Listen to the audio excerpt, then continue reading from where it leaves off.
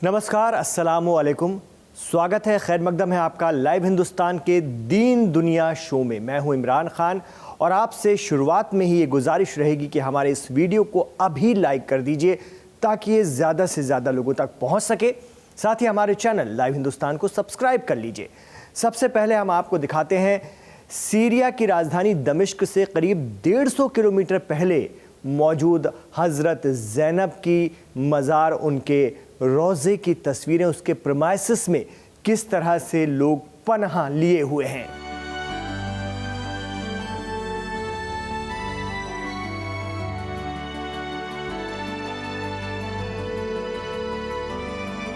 इस वक्त अलेप्पो शहर से भागकर आए हुए लोग यहां पर पनाह लिए हुए हैं क्योंकि बागियों ने पहले अलेप्पो पर कब्जा किया और अब मीडिया रिपोर्ट्स बता रही हैं कि उन्होंने सीरिया के चौथे बड़े शहर हमा पर भी कंट्रोल हासिल कर लिया है। बताया तो यह भी जा रहा है कि इस दौरान एचटीएस के दहशतगर्दों से लड़ते हुए सीरियन आर्मी के कई फौजी जाँ बहक हो गए हैं। खास बात यह है कि साल 2011 में भी जब दाइश सीरिया पर कब्जा करने निकला था तो उस वक्त भी हमा पर कब्जा नहीं कर पाया था, वहां सरकारी फौजें ही तैनात रहीं। लेकिन इस बार हालात बहुत तेजी से बदलते जा रहे हैं।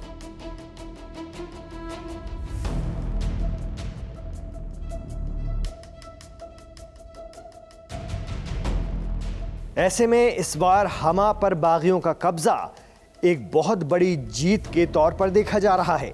जानकार बताते हैं कि सीरिया में बड़ी मुश्किल से आतंकी संगठन आईएसआईएस की जड़ों को काटा गया था, लेकिन अब एक बार फिर वैसा ही खतरा वापस आ गया है। कहा जा रहा है कि इस पर तुर्की और मगरबी मुल्कों के भरपूर सपोर्ट से ये और मजबूत होकर आगे बढ़ रहे हैं। महज हफ्ते भर के भीतर बिजली की रफ्तार से विद्रोहियों ने सीरिया के 2 बड़े शहरों से सदर बशर अल असद की फौज को खदेड़ दिया है। पहले अलेप्पो और फिर चौथे सबसे बड़े शहर हमा में विद्रोहियों ने अपनी जीत का जश्न मनाया। हमा पर कब्जे के बाद अब ये लोग एक और बड़े शहर होम्स की तरफ बढ़ रहे हैं। कहा जा रहा है कि हालात की नज़ाकत को देखते हुए दमिश्क की तरफ आने वाले नेशनल हाईवे को सीरियन आर्मी ने बम लगाकर उड़ा दिया है।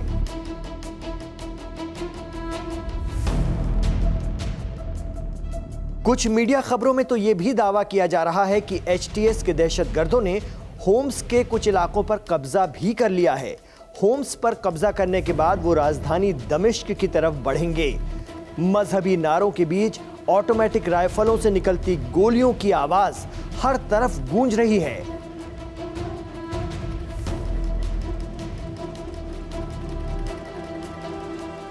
बागियों ने हमा शहर में हाफिज अल असद का स्टैच्यू भी गिरा दिया है। हाफिज अल असद मौजूदा सदर बशर अल असद के वालिद थे।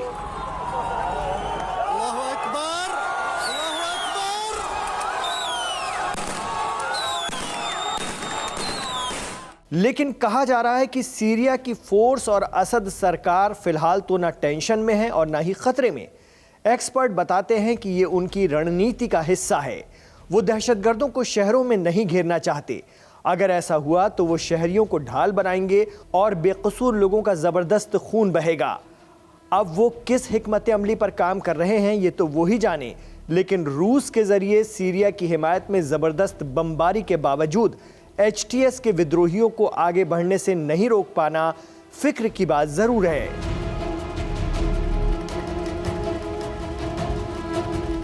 इस बीच हिजबुल्लाह चीफ नईम कासिम ने ऐलान कर दिया है कि वो एचटीएस के दहशतगर्दों के मंसूबे सीरिया में कामयाब नहीं होने देंगे।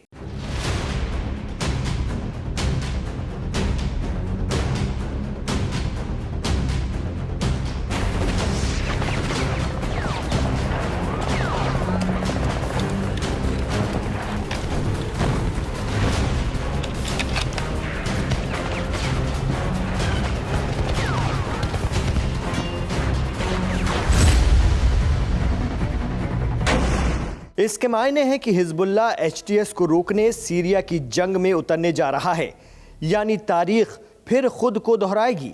इससे पहले भी सीरिया यानी शाम के महाज पर आईएसआईएस और हिजबुल्लाह का आमना सामना हुआ था और करीब 6 सालों तक चली जंग में हिजबुल्लाह ने दाइश को सीरिया के दीगर हिस्सों से खदेड़कर इदलीब तक समेट दिया था, जहां से इतने सालों में ये तुर्की और अरब मुल्कों का सपोर्ट हासिल कर फिर खुद को मजबूत कर नए नाम से मैदान में उतरे और इस बार ज्यादा मजबूत नजर आ रहे हैं।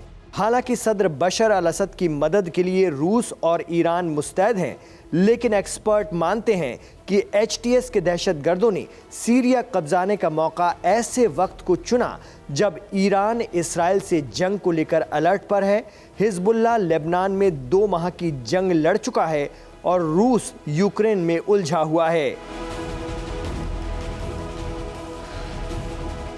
लेकिन इस सानहे पर बहुत पैनी नजर रख रहे एक्सपर्ट अब भी बताते हैं कि अमेरिका, ISIS, अरब मुल्क और ISIS से जुड़ी हुई दीगर तंजीमें 10 सालों की मेहनत के बावजूद असद सरकार का तख्ता पिछली बार नहीं पलट पाई थी, इसलिए इस बार भी ये इतना आसान तो नहीं होने वाला। इराक से भी पॉपुलर मोबिलाइजेशन फोर्सेस के बहुत से जंगजू सीरिया पहुंच गए हैं HTS से भिड़ने के लिए, इसलिए अभी ये कहना जल्दबाजी होगी कि सीरिया असद के हाथ से निकल गया।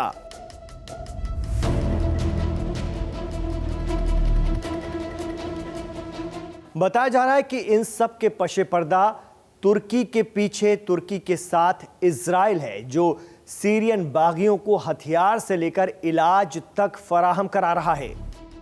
मकसद है फिलिस्तीन और मस्जिद अक्सा के लिए लड़ रही तंजीमों की सप्लाई के अहम मरकज सीरिया में रिजीम बदली जाए ताकि इसराइल के खतरे कम हो जाएं। आप लोग इस बात से कितना इत्तेफाक रखते हैं, हमें कमेंट बॉक्स में जरूर बताएं। इसे एक और मिसाल से समझा जा सकता है। पिछली बार सीरिया और इराक पर ISIS के दहशतगर्द कत्लो गारत कर रहे थे, उस वक्त ईरान से IRGC के चीफ कासिम सुलेमानी खास तौर पर सीरिया और इराक पहुंचकर हिजबुल्लाह समेत दीगर तंजीमों, जिसमें इराक की हशदुश्शाबी भी थी, उन्हें ट्रेन किया और ISIS का सफाया कराया था। उनके साथ हशदुश्शाबी के अबू मुहंदिस भी रहे, लेकिन बाद में मगरिबी ताकतों ने कासिम सुलेमानी पर ड्रोन हमला कर उन्हें शहीद कर दिया। ये घटना बताती है कि मगरिब और अरब मुल्क ISIS को लेकर कितने गंभीर हैं। यही वजह है कि मिडिल ईस्ट में दहशतगर्द तंजीमें सिर उठाती हैं और मुल्क कब्जाने के लिए निकल पड़ती हैं। तो नाज़रीन, ये था आज का दीन दुनिया शो। ये शो आपको कैसा लगा कमेंट बॉक्स में हमें ज़रूर बताइए, और आपके जो आइडियाज़ हैं जो सब्जेक्ट को लेकर के, वो भी कमेंट बॉक्स पर हमें ज़रूर बताएं। हमारे इस वीडियो को लाइक ज़रूर कर लीजिए और व्हाट्सएप के ज़रिए ज़्यादा से ज़्यादा आप इसे शेयर कीजिए, यही आपसे गुजारिश रहेगी। साथ ही हमारे चैनल लाइव हिंदुस्तान को सब्सक्राइब ज़रूर कर लीजिए। इमरान खान के साथ आखिर तक कनेक्ट रहने के लिए बहुत बहुत शुक्रिया। अपना ख्याल रखिए और दुआओं में याद रखिएगा।